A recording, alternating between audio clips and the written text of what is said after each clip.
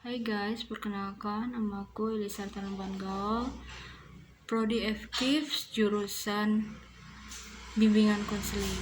Di sini aku akan membawa ada 4 materi, yaitu tentang pembelajaran di perguruan tinggi di era teknologi dan plagiarisme. Yang kedua, sistem perkuliahan dan bimbingan akademi dan kerjasama.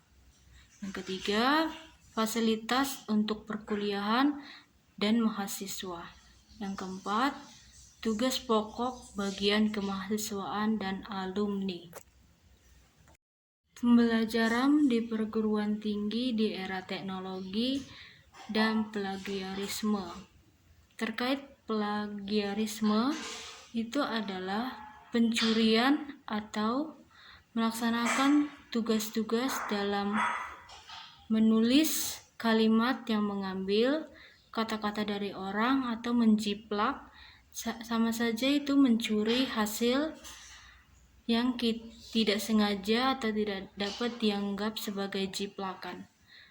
Plagiarisme sama artinya mengambil hak orang lain untuk membuat makalah, skripsi, atau karya tulis dalam membutuhkan bahan. Caranya kita harus mencatat, yang rajin, menyimpulkan ketika dosen dalam memberikan materi, meresepsi atau apa saja dalam berpendapat, orang lain dan siapkan file yang terbuka dan materi hasil dari pemikiran kita sendiri. Kita harus membuka wawasan, buka pikiran, perbanyaklah mencari ilmu dan membuka buku dari internet, web, bahkan dari Google. Sekitar Google pun boleh. Sistem perkuliahan dan bimbingan akademi dan juga kerjasama.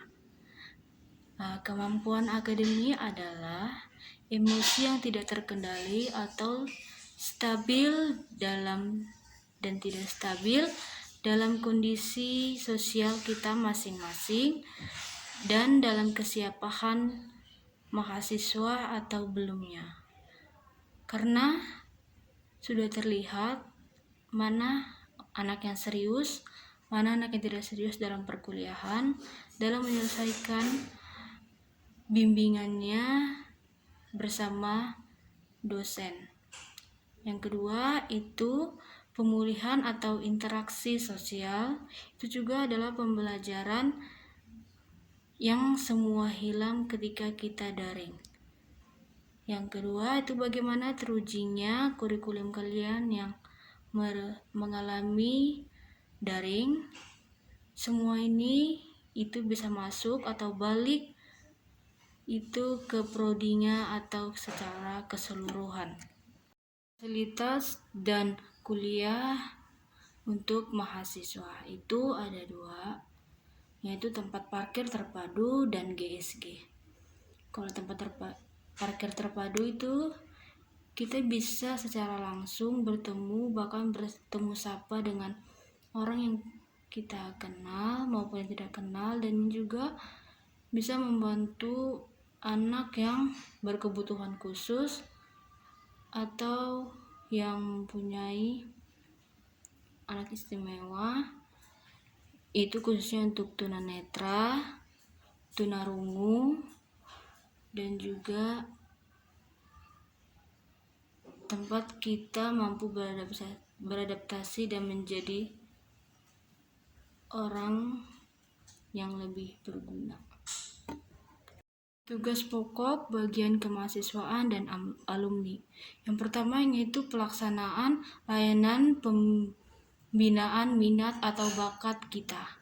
Ini adalah penalaran kemahasiswaan untuk melatih minat dan bakatnya kemahasiswaan. Yang kedua yaitu pelaksanaan layanan administrasi kegiatan mahasiswa.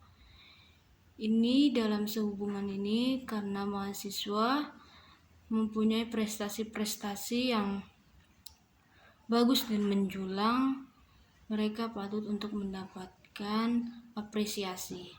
Yang ketiga yaitu pelaksanaan layanan kesejahteraan mahasiswa.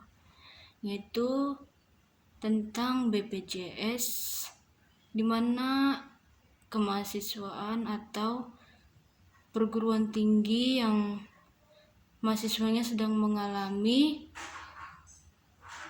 musibah yang tidak mereka inginkan. Yang keempat itu pelaksanaan fasilitas kegiatan kelembagaan kemahasiswaan.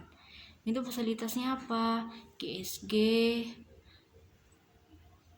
kelas, bahkan di ruang-ruangnya pun pasti setiap mahasiswa bisa masuk ke dalamnya. Yang kelima yaitu pelaksanaan pengelolaan data dan informasi kemahasiswaan dan alumni. Kalau yang kelima ini kita bisa bertanya kepada kakak tingkat kita tentang pengelolaan data dan informasi mahasiswa dari guru dosen